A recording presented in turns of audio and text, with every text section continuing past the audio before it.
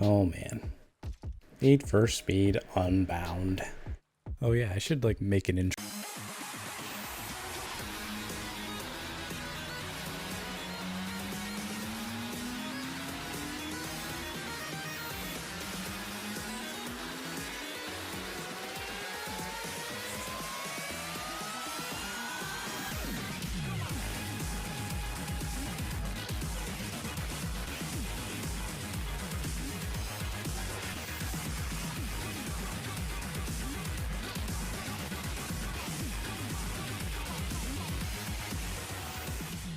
Okay, now that that's out the way.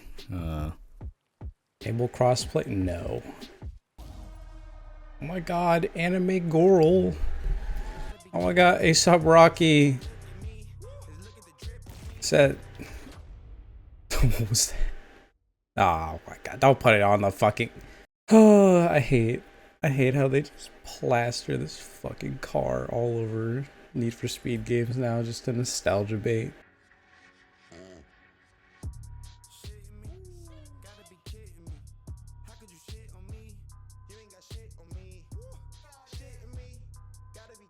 Added bikes. What is this fucking song? Okay, I'm a...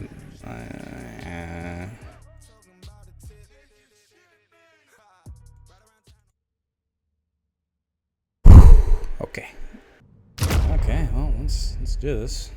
Need for Speed Unbound is definitely one of the racing games to come out of the closet in fucking 2022. They released this stinker during fucking COVID. Yeah, I got this game at one of those bargain bins at Walmart while dodging the local schizophrenic man with a M4A1 assault rifle, fully automatic, bump stock. Being $5, I am never getting back. I decided that I am at least going to get something out of this major investment and hope that it's actually good.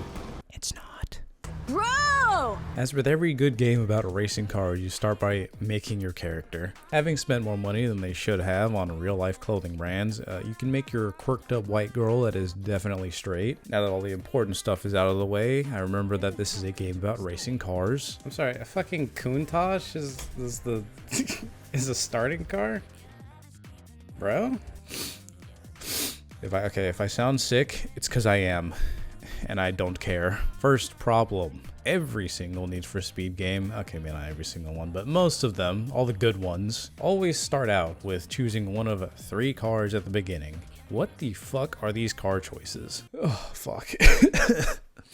I understand that we really want to go back to our roots with the whole, like, Need for Speed Carbon, tuner, muscle, exotic, but, like, 69 Charger, Lambo, Countach, and then a fucking S15.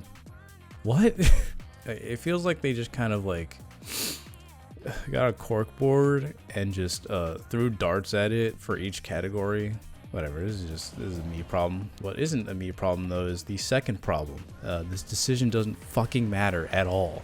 That's right, they give you the classic Need for Speed decision only to just say, fuck you, it gets stolen. By who?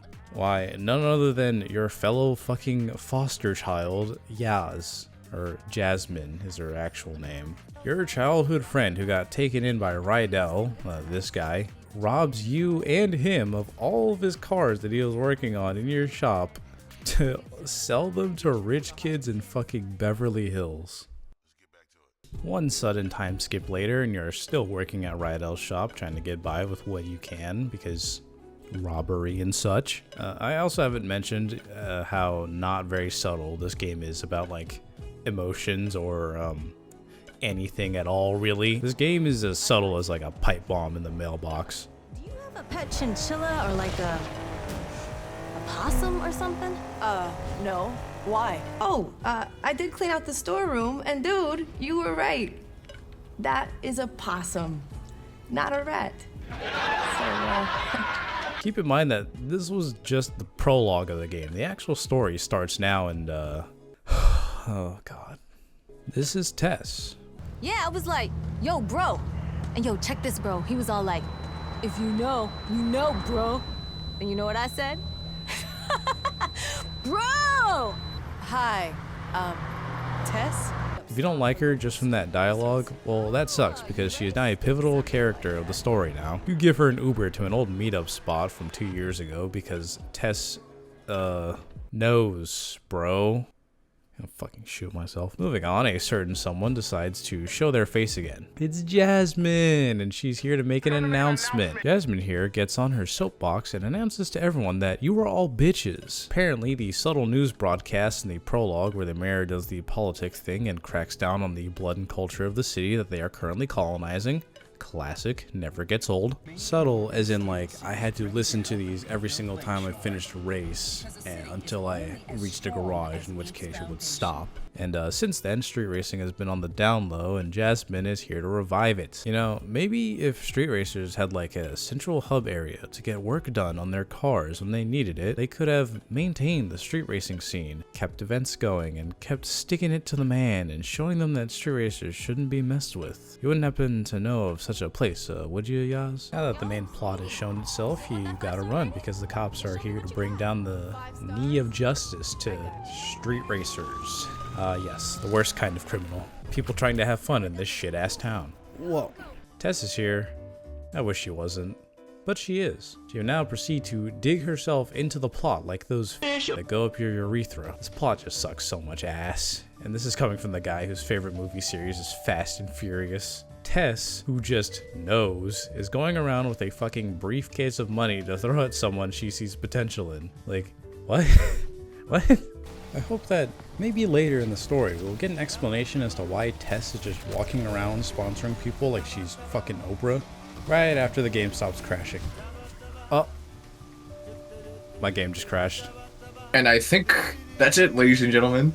Moving on, Jasmine is going to be holding a citywide tournament called The Grand, like the fucking chocolate bar. To participate, you have to qualify, and this is where my enjoyment of this game gets stunted into the fucking soil. The Grand is a multi-class race that requires you to have a car in each of 4 power grades, those being A, A+, S, and S+, which would be fine if the entire rest of the game didn't follow this dog-ass system. Wake the fuck up, samurai, new complaint just fucking dropped down on your ass. The way races work in this game is that each event is randomly generated on what kind of race and what class they are in. This sucks ass because now you not only are restricted in what races you can do because of not having that class of car, you would also need to tailor suit said car for that type of race. Because trying to do a drift event with your fucking yacht R34 isn't very feasible. I tried. So now I have to slog through the game hoping to not only scrounge up money for new cars to fill in for a class, but I also have to have money for buy-ins. That's right, races have buy-ins now. Some of them don't, but the time to money ratio for it is utter dog shit and is only there so I can get enough money to do buy-in races that are actually worth it. The worst part about all this is that even once you've gotten your money, you've made your car for the class and the type of race you want to do, you can still get fucked over because you also need to check the track that you're going on. There is no obvious indication that the race you're about to do is on or off-road, the only exception being takeovers, which are 99% of the time off-road. Oh, but Darius, you can just look at the track before you do the event, dummy. Alright, fucko, tell me this. When you play a Need for Speed game, do you actually unironically check out the track before you decide to do the race? Because I have never once in my life played a Need for Speed game where I have to critically think about which car I need to bring.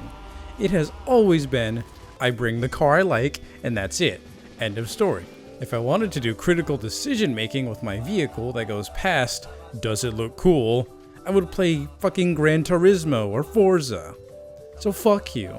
That means that even if you have the right kind of car, you could still get fucked over and have the wrong tires for this race, making it even more difficult on yourself for no feasible reason.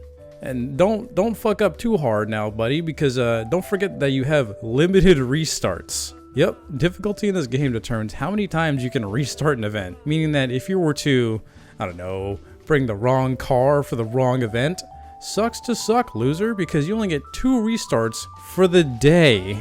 Yes, that's right, day and night. So don't go spending them all in one place or else you might just start losing money after, you know, not being able to restart, fucking up one time in a race and getting dead fucking last. Oh god, I just realized I haven't even talked about how each week actually works. So there are 5 weeks, 7 days in each week. If If you didn't know that, there are 7 days in a week. I'm sorry to hear that, and you should probably go catch your fridge. It's running. At the end of each week, you do a qualifier, if you have the right car. If you don't have the right car, you use your innate street racer racist ability to reset back to an alternate dimension where you did have enough money and the right car to qualify for the qualifier and the thing. Riveting stuff here. Getting back to the story, Tess shows us how she lacks empathy for other humans. Hey, Hey, so you're not gonna like what I'm about to say. let me guess. We got a qualifier coming. You're not earning enough, Speedy, so go out there and make some money. Now I'm off to check out a new burrito place that just opened up. Later.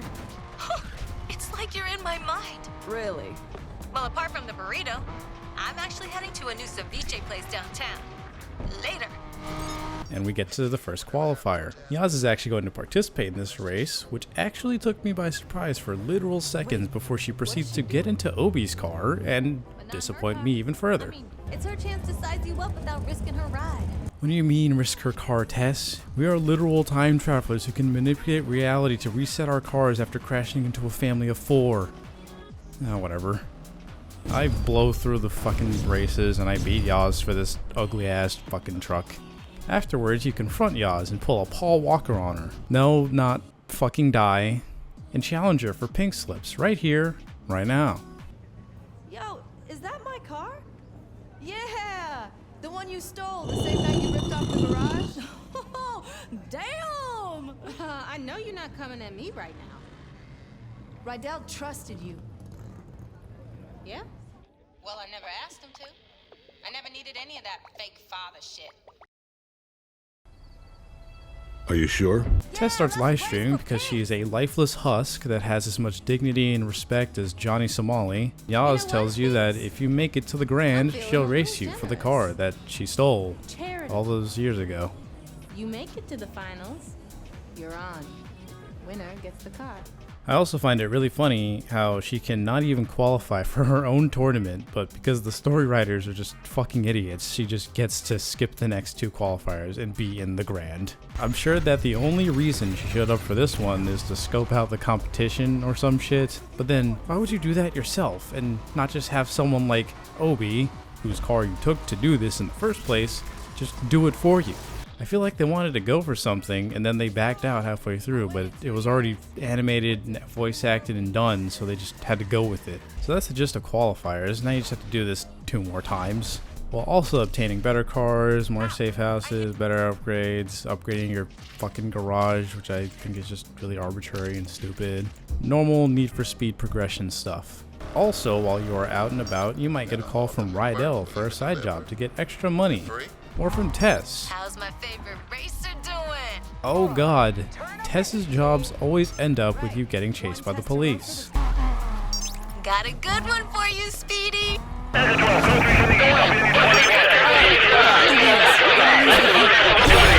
Because Tess would probably sell her own family if it meant she could make some extra cash. Qualifier 2, Tess just straight up says to your face that she is just using you to make cash off of betting both for and against you, which at this point is just expected. I have no idea why, but the recording just turns into a fucking slideshow, but I saw it totally fine while I was playing. What's up? So that's great. There's almost 0 meaningful dialogue until you get to the day before and the day of qualifiers. All you get before that is cringy ass dialogue like this. So glad I made this social account. I found this guy. He does viral video blogs called vlogs. In this one, he's driving along the highway and he sees a sign that says roadworks ahead. And then he turns to the camera and says, "Yeah, I sure hope it does."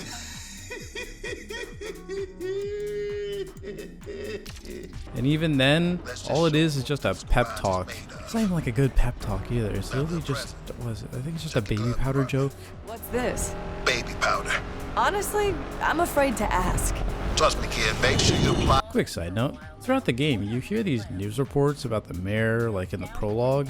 We are post-time skip now, and it's an election year. The anti-street racer mayor is campaigning against this rich geriatric old dude that just seems to be a puppet. These little ads play throughout the entire game on the radio, and each one being cringier than the last. But there is no resolution to this, like at all. The entire game, you are being force-fed these little fucking political ads via radio to you after races and such, and then they are just never mentioned again. I know that it's a subplot that, you know, you really shouldn't, I mean, not you shouldn't, like, you don't have to pay attention to it, but, like, if you're going to push a side plot onto me, forcing me to listen to it after races, then, like, at least, like, resolve it in some way. Like, because now all I remember is this stupid subplot playing as I'm looking through recordings and thinking, oh, I wonder if they actually ever resolved that. And then I look it up and everyone unanimously just says, yeah, that was never a good subplot, let alone was it ever resolved. Qualifier 3. This one actually has a decent reward. It's a R35, although it looks a little fucking stupid. That looks kind of fucking stupid, but I warm up to it eventually. The way I see it, these unique body kits look really dumb for most of them, but I look at the one for the R35 like something from like 40k. Why does my R35 have childbearing fenders? Why does it have 4 exhausts sticking out the engine? Because it's actually the coolest fucking thing ever. It's so over the top and ridiculous that it actually circles back around to being fucking cool. Alright, I've been complaining for like 10 minutes. Time to switch it up. Things that I like in this game are limited, but are there. For one, I like the customization of the cars. Wow, you like the car customization in a Need for Speed game? That's such an original take. I don't think I've ever heard that one before in my life. Yes, just because it's the bare minimum doesn't mean I can't appreciate it for what it is. Number 2 on this list is the driving. Now, hold your horses there, Jumbo. Don't you have like a couple hours of footage of you complaining about how the driving sucks, fucking mega dick, and you fucking hate it with all of your being? Why, yes, I do. But over the course of the story, once I actually figure out how to utilize the drifting versus grip mechanics, this shit is fucking amazing.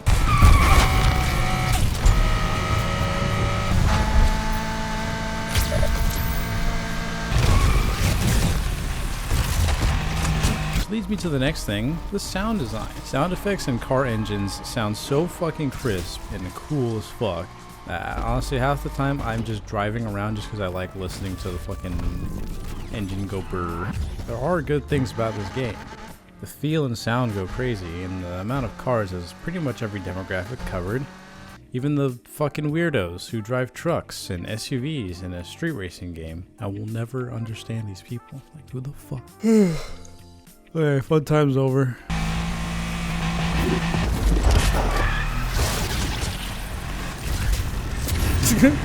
Qualifier 3 is kind of interesting because Justicia and Maya made it into this one. Now that's a little crazy because Justicia, fuck, I fucking hate your name. Justicia drives a fucking 350Z. And Maya drives a 2015 GT Mustang, so yeah, compared to the competition is a little lacking, to say the least. I don't understand why they couldn't just give each character a different car for whatever predetermined letter that they are racing in. Except that they did do that, but it's only during the Grand. When you get to the Grand, of course, you have to have 4 different cars for the 4 different letter ratings of each race. And only at this very moment did any of the devs think to themselves, wouldn't it be weird if the AI racers just had their normal cars for all 4 races when the player has to have 4 different ones? Weird. Yeah, that would be bad to watch someone like, I don't know, Medusa drive her fucking Lamborghini in a B-rated race. So now everyone's driving in different cars, except for Yaz. Jesus Christ, this fucking game.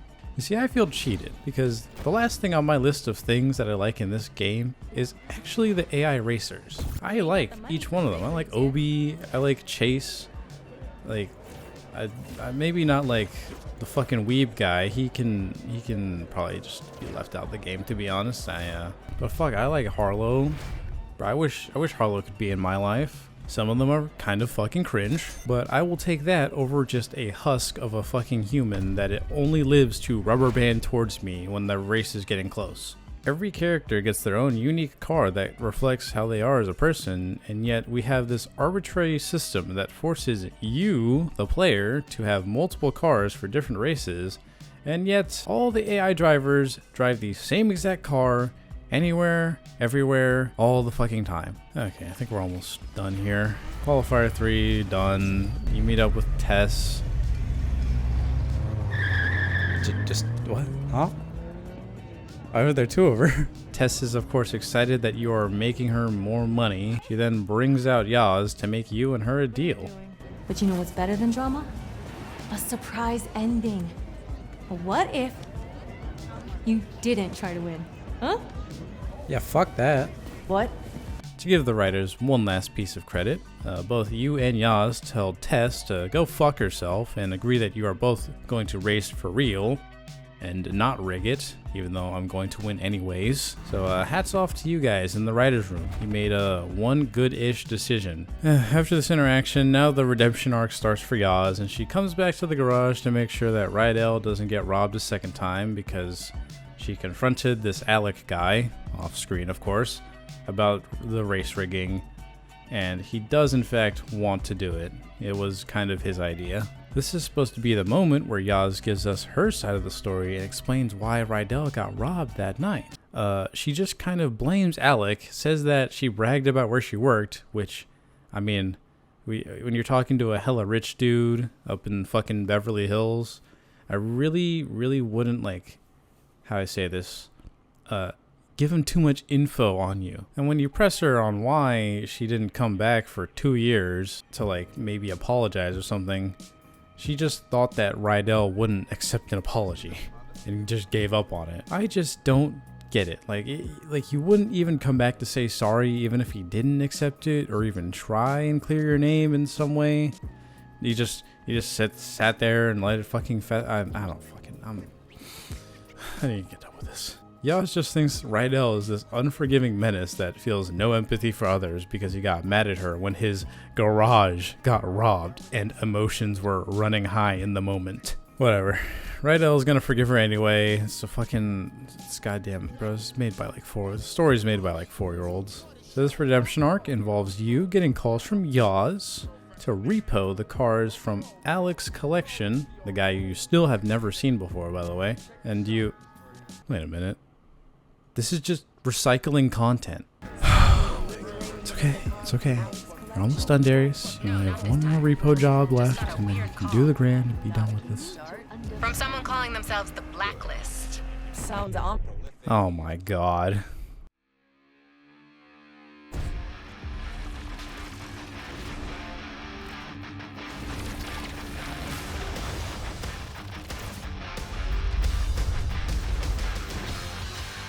So this is it. This is what we do. This is how we do it. This is what we live up to. Every single Need for Speed game is always getting back to fucking square one with this goddamn car. This entire game series would have died in a ditch if it wasn't for this car to ever exist in the fucking world of Need for Speed, and it being the perfect car to ever fit someone to be a street racer in a fucking video game.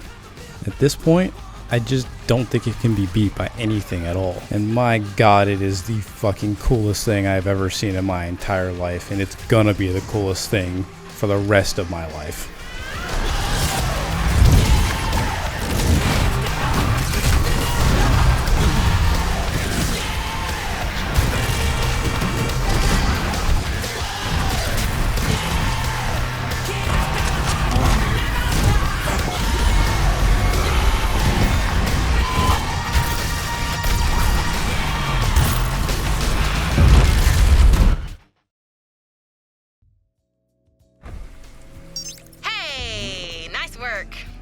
Really happy we got that car for them.